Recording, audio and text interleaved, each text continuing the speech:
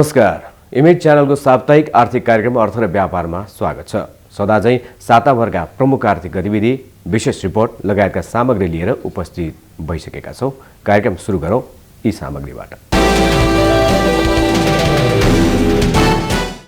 नेपाल राष्ट्र बैंकले चालू आर्थिक वर्ष 2080-81 को मौद्रिक नीति सार्वजनिक गरेको छ। मूल्यवृद्धि नियन्त्रण र बाह्य क्षेत्र स्थायित्व कायम राख्दै अर्थतन्त्रलाई चलायमान बनाउने लक्ष्यसहित केन्द्रीय बैंकले आइतबार मौद्रिक नीति सार्वजनिक गरेको हो। वित्तीय स्रोतलाई उत्पादनशील क्षेत्रमा प्रवाह गराई आन्तरिक उत्पादन क्षमता अभिवृद्धिलाई प्राथमिकतामा राखिएको नीतिमा उल्लेख छ। चालू कर्जा मार्गदर्शन संशोधन गर्ने, शेयर घर जग्गा तथा सवारी कर्जाको जोखिम भार सम्बन्धी व्यवस्था पुनरावलोकन गर्ने केन्द्रीय बैंकले जनाएको छ। 50 लाख रुपियाँसम्मको शेयर र रियल एस्टेट कर्जामा मात्रै औसत जोखिम भार घट्ने, ठूला कर्जामा भने 150% नै कायम हुने गभर्नर महाप्रसाद अधिकारीले स्पष्ट गर्नुभएको छ। उपयुक्त पृष्ठभूमिमा वित्तीय स्थायित्व कायम राख्ने कार्यलाई प्राथमिकतामा राखिएको छ। पछिल्लो 20 वर्षमा बैंकिङ क्षेत्रबाट औसतमा 19.4%ले कर्जा विस्तार भएको छ। निजी क्षेत्रतर्फ प्रवाहित कर्जा र कुल गारस्थ उत्पादन बीचको औसत अनुपात बढ्नुका अतिरिक्त ठूला आकारका कर्जाहरूको सङ्ख्या पनि बढेको छ। तर कर्जाको विस्तार भए अनुरूप वास्तविक क्षेत्रको विस्तार हुन सकेको छैन। यस्तै ठूला कर्जाहरूको अनुगमन, नियमन तथा सुपरिवेक्षणलाई प्रभावकारी बनाउने, कर्जाको अधिकेन्द्रीकरण कम गर्दै लैजाने, साना तथा मझौला उत्पादनशील कर्जालाई प्राथमिकता दिने र कर्जाको गुणस्तर तथा पहुँच अभिवृद्धि गरी वित्तीय स्थायित्व प्रवर्धन गर्नेतर्फ मौद्रिक नीति केन्द्रित रहेको राष्ट्र बैंकले जनाएको छ। राष्ट्र बैंकले नीतिगत दर घटाएको छ भने बैंक तथा वित्तीय संस्थाको अनिवार्य नगद अनुपात र वैधानिक तरलता अनुपात यथावत राखेको छ। नीतिगत दरलाई 7%बाट घटाई 6.5%मा कायम गरिएको छ। यस्तै बैंक दर यथावत राखिएको छ। निक्षेप सङ्कलनको बोलकबल दरलाई 5.5%बाट 1% बिन्दुले घटाएर 4.5% कायम गरिएको छ। ब्याजदर करिडोरको तल्लो सीमामा स्थायी निक्षेप सङ्कलन सुविधा उपलब्ध गराउने व्यवस्था गरिने राष्ट्र बैंकले जनाएको छ। मौद्रिक नीति मार्फत पहिलो आवश्यक घर कर्जाको सीमा 1,50,00,000 रुपियाँबाट 2 करोड रुपियाँ पुर्याइएको छ। लघुवित्त संस्थाहरूलाई मर्जर गर्ने नीति लिइने राष्ट्र बैंकले जनाएको छ। विदेश जाने नेपाली नागरिकले पाउने डलर सटै सुविधा $1,500बाट $1,000ले बढाएर 2,500 पुर्याइएको छ। विभिन्न व्यक्ति तथा समुदायले बैंकिङ क्षेत्रमा अराजक गतिविधि जारी राख्ने, बैंकका कर्मचारीलाई कालो मुसो दल्ने लगायतका कार्यलाई निरुत्साहित गर्न बैंकिङ कसुर ऐन संशोधन गर्ने केन्द्रीय बैंकले जनाएको छ। मौद्रिक नीति मार्फत राष्ट्र बैंकले बचत तथा ऋण सहकारी संस्थाको प्रभावकारी नियमन तथा सुपरिवेक्षणका लागि छुट्टै विशिष्टीकृत नियामक निकाय स्थापना गर्न आवश्यक सहजीकरण गर्ने जनाइएको छ।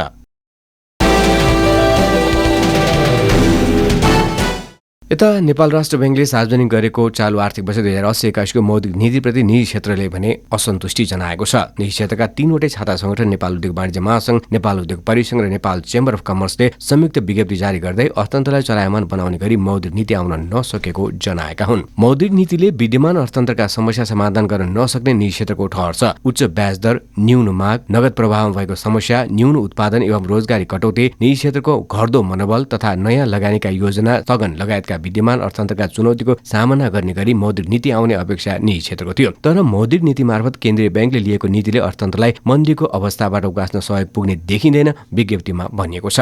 गत 1 वर्षदेखि एकदम मागको कमी भएको राष्ट्र बैंककै संकुचित मौद्रिक नीतिले गर्दाखेरि मागको कमी भएर एकदम मनोबल खस्किराखेको अवस्थामा यो अलिकति अर्थतन्त्र चलायमान बनाउने गरी अर्थनीति मौद्रिक नीति ल्याउनुपर्छ भन्ने हाम्रो माग थियो। त्यो हिसाबले अलिकति खुक्लो गरेर ल्याउनुपर्छ कि भन्ने, मुद्रास्फीतिलाई पनि नियन्त्रणमा राख्नुपर्ने र अर्थतन्त्र पनि चलायमान बनाउनु पर्ने हाम्रो सुझावहरू थियो।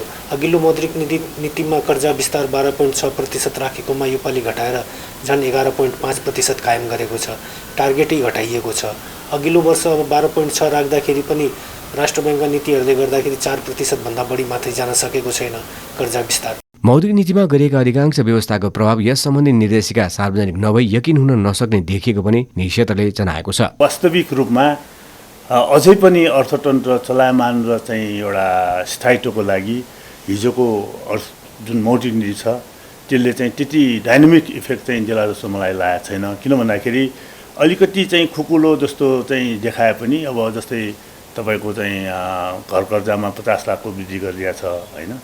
अनि यो साना कर्जालाई चाहिँ अलिकति प्राकृतिक यस्तो परेकोलाई रिसेड्युल गर्ने भन्ने कुरा छ। तर समग्र अर्थ चलायमानको लागि चाहिँ जुन सरकारको जीडीपी ग्रोथ 6% गर्ने भन्ने छ, त्यसको लागि चाहिँ एउटा अर्थतन्त्र स्वतस्फूर्त चलायमान हुनुपर्छ। केन्द्रीय बैंकले मौद्रिक नीतिको कार्यदिशा अर्थतन्त्रलाई चलायमान बनाउन सहजतापूर्वक लचिलो मौद्रिक नीति ल्याइएको भनिए पनि यसले लिएका प्रावधानले त्यसलाई पुष्टि गर्न नसकेको निजी क्षेत्रको निचोड छ। यता वाणिज्य बैंकरको छाता संगठन नेपाल बैंकर संघका अध्यक्ष सुनिल केसीले मौद्रिक नीति सकारात्मक रहेको प्रतिक्रिया दिनुभएको छ। चालु आर्थिक वर्ष 2080-81 को मौद्रिक नीति सार्वजनिक पछिको कुराकानीमा उहाँले नीतिको स्वागत गर्नुभएको हो। विश्व अर्थतन्त्रमा देखिएका समस्या अझै बाँकी रहेको र नेपाली अर्थतन्त्रमा पनि चुनौती कायम रहेकाले असामान्य अवस्थामा आएको मौद्रिक नीति सन्तुलन कायम गर्ने गरी आएको उहाँको बुझाइ छ। उहाँले चालु पुँजी कर्जालाई पुनरावलोकन गर्ने, शेयर धितो कर्जा, रियल इस्टेट कर्जा तथा हायर पर्चेज कर्जाका विद्यमान जोखिम भार सम्बन्धी व्यवस्था पुनरावलोकन गरिने कुरा सकारात्मक रहेको बताउनु। उहाँले पछिल्लो समय चालु पुँजी कर्जा मार्गदर्शनको कारणले कर्जा जान समस्या भएको बेलामा परिवर्तन गर्ने कुराले कर्जा प्रवाहमा सकारात्मक प्रभाव पर्ने अपेक्षा लिइएको बताउनुभयो। उहाँले केवाइसीलाई राष्ट्रिय परिचय पत्रसँग जोड्ने, ब्याङ्किङ कसुरलाई सशक्त बनाएर लैजाने र कर्जा लगानीको फ्रेमवर्क बनाउने कुराले ब्याङ्किङ क्षेत्रलाई सजिलो बनाउने बताउनुभयो। ब्याङ्कर र व्यवसायीको सम्बन्ध त पहिलेदेखि नै त्यस्तो राम्रो नै छ भन्नुपर्छ, किनभने हामी एउटा पार्टनरसिपमा छौँ र यो पछिल्लो 20 वर्षमा जुन खालको ब्याङ्किङले ग्रोथ गरेको छ, ब्याङ्किङ सँगसँगै बिजनेसको जुन किसिमले ग्रोथ भइरहेछ त्यो सबैलाई चाहिँ सपोर्ट नै भएको जस्तो लाग्छ र अझै राम्रो हुँदै जाला। र उहाँहरूको एउटा ठुलो कन्सर्न चाहिँ अब अलिकति वर्किङ क्यापिटल पोलिसीमा थियो, त्यसलाई चाहिँ भएको गाँठोहरूलाई फुकाएर लिएर जाने भनेर गभर्नमेन्ट साहबले पनि भन्नुभयो। त्यो भइसकेपछि अलिकति यो वातावरणलाई चाहिँ सहज बनाउला भन्ने चाहिँ हामीले विचार बुझेका छौँ। उहाँले ब्याङ्किङ नीतिगत दर घटाउँदा ब्याङ्कको लागत कम हुने बताउनुभयो। उहाँले मौद्रिक नीतिले आर्थिक क्षेत्रलाई चलायमान बनाउन मद्दत गर्ने विश्वास व्यक्त गर्नुभयो। अर्थमन्त्री डाक्टर प्रकाश शरण महतले राष्ट्र बैंकले जारी गरेको मौद्रिक नीतिको स्वागत गर्नुभएको छ। बुटवलमा हालै सञ्चारकर्मीसँगको कुराकानीमा मन्त्री महतले मौद्रिक नीतिले शिथिल बनेको अर्थतन्त्रलाई चलायमान बनाउने बताउनु भएको हो। ब्याङ्कहरूको ब्याज दर खुकुलो हुने र निजी क्षेत्रमा पुँजी प्रभाव बढ्ने भन्दै उहाँले शिथिल बनेको अर्थतन्त्र चलायमान हुने दावी गर्नुभयो। नीतिगत दर 6.5% तोकिएकाले ब्याङ्कको ब्याज दर स्वतः खुकुलो हुने पनि मन्त्री महतको विश्वास छ। निजी क्षेत्रमा जाने लगानी पनि अब सहज हुन्छ, ब्याज दर चाहिँ कम भएर जान्छ र त्यसले चाहिँ फेरि लगानीको वातावरण त्यता मार्फतबाट पनि सहज हुन्छ। त्यस कारण वित्त नीति र मौद्रिक नीतिको एउटै लक्ष्य आर्थिक वृद्धि सुनिश्चित गर्ने, मूल्यलाई एउटा चाहिँ तहमा राख्ने, जस्तो अहिले चाहिँ मूल्य वृद्धि चाहिँ समग्रमा घटेको छ।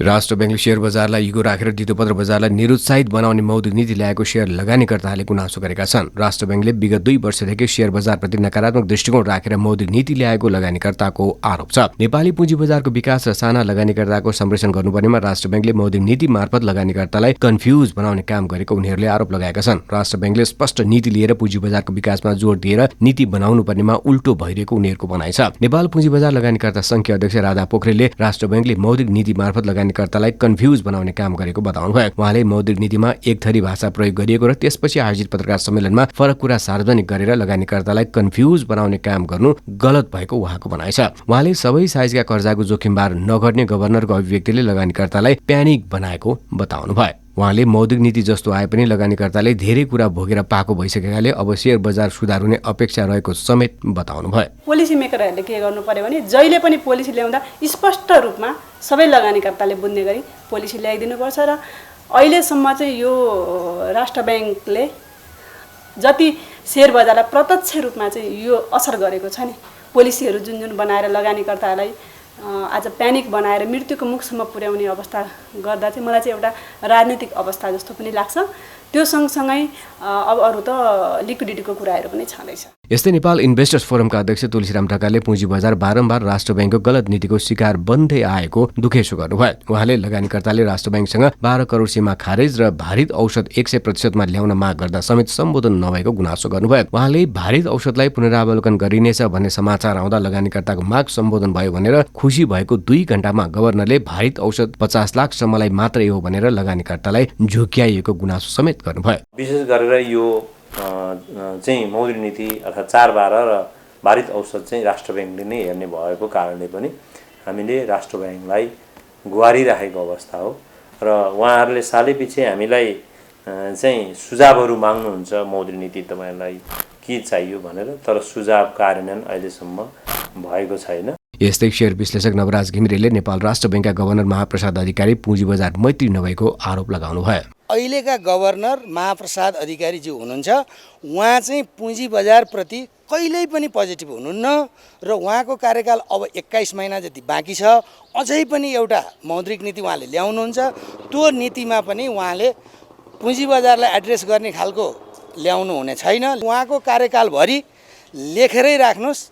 आम लगानीकर्तालाई म यही भन्न चाहन्छु, उहाँ गभर्नर रहुन्जेलसम्म पुँजी बजारले कहिले पनि कायापलट गर्दैन। जहिले उहाँले छोड्नुहुन्छ पुँजी बजारले एकैचोटि छलाङ मारेर जान्छ। उहाँले पुँजी बजार अब कसैले रोकेर नरोकिने दावी गर्दै बुल स्ट्रेन्डमा अघि बढ्ने तर्क समेत गर्नुभयो।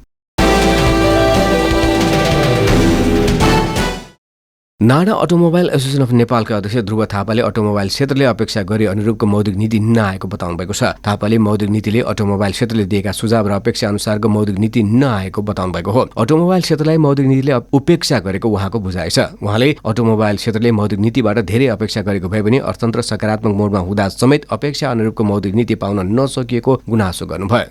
अटोमोबाइल सेक्टरले चाहिँ यो मौद्रिक नीतिबाट धेरै अपेक्षा गरेका थियो।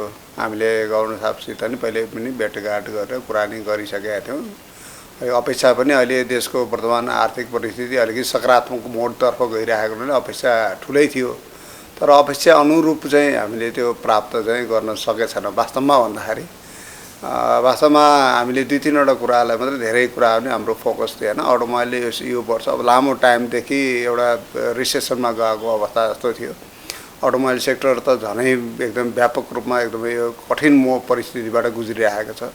उहाँले लामो समयदेखि थला परेको अटोमोबाइल क्षेत्रले हायर पर्चेज कर्जाको जोखिमबार र लोन टु भ्यालु रेसियो र चालु पुँजी कर्जामा सहजीकरणको माग राख्दा पनि राष्ट्र ब्याङ्कले सम्बोधन नगरेको गुनासो गर्नुभयो। कार्यक्रम अर्थ र व्यापारमा अब पालो भएको छ व्यावसायिक विश्रामको।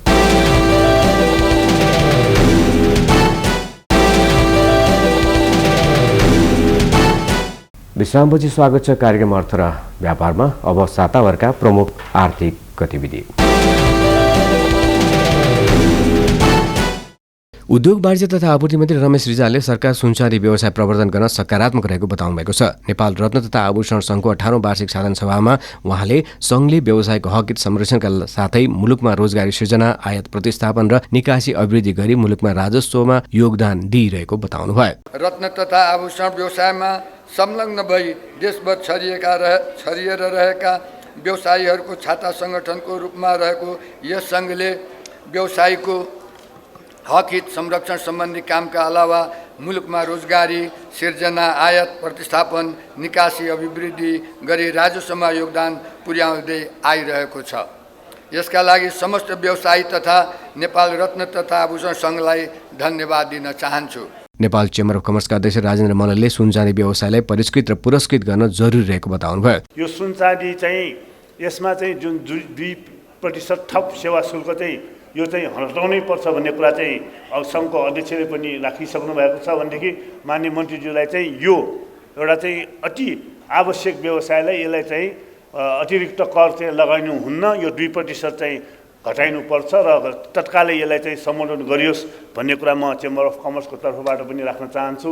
उहाँले सुनचाँदी जस्तो अति आवश्यक व्यवसायमा अतिरिक्त कर नलगाउन आग्रह गर्नुभयो।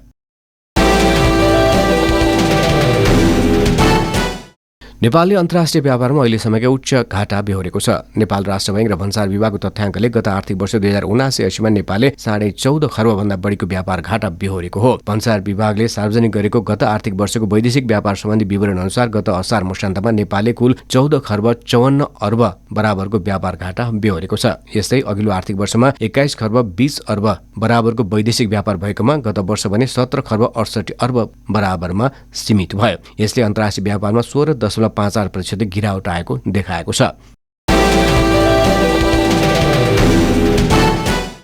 राष्ट्रिय किसान सञ्जालले कालीमाटी तरकारी तथा फलफूल बजार विकास समितिको कार्यालयमा धरना दिएको छ। बिहिबार बिहान सञ्जालले कार्यालय अगाडि भेला भई धरना दिएको हो। बिना प्रतिस्पर्धा भाडामा दिने सम्झौता खारेज गर्न, बजारको सटर र स्टल खुला प्रतिस्पर्धा मार्फत भाडामा लगाउन माग गर्दै किसानहरूले धरना दिएका हुन्। धरना कार्यक्रममा सञ्चारकर्मीहरूसँग कुरा गर्दै नेपाल किसान महासङ्घका अध्यक्ष गणेश चन्द्र तिमिल सेनाले कृषि क्षेत्रको आन्दोलन सुरु भएको बताउनुभयो। उहाँले सरकारले किसानको हक हित विरुद्धका नीतिहरू बनाउँदै गए आन्दोलन झनै चर्काउने चेतावनी दिनुभयो। उहाँले मुलुकका किसानलाई आन्दोलनमा उत्रिनुपर्ने अवस्थामा नपुर्याउन चेतावनी समेत दिनुभयो।